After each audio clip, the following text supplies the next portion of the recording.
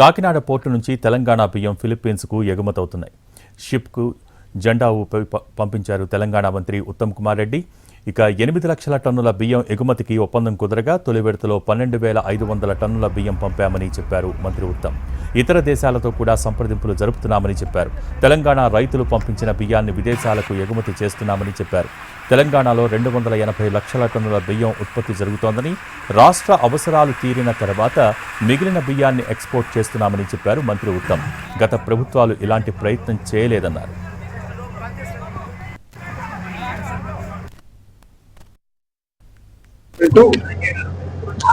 ఈ షిప్ లో 12,500 metric టన్ల rice export చేస్తున్నాం ఫిలిప్పీన్స్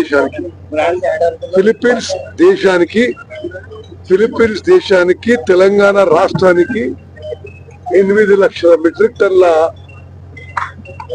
బియ్యం ఎక్స్పోర్ట్ కి మెమోరాండం ఆఫ్ అండర్స్టాండింగ్ సంతకం చేసుకోవడం జరిగింది. దాంట్లో 1,00,000 మెట్రిక్ టన్లు వెంటనే ఎక్స్పోర్ట్ చేస్తున్నాం. ఆ 1,00,000 మెట్రిక్ టన్లు ఈ షిప్ లో 12,500 మెట్రిక్ టన్స్ ఈ షిప్ లో పోవడం జరుగుతుంది. ఆ బియ్యం యొక్క వాల్యూ ధర 45 కోట్లు అని చెప్పి మనం చేస్తున్నాం.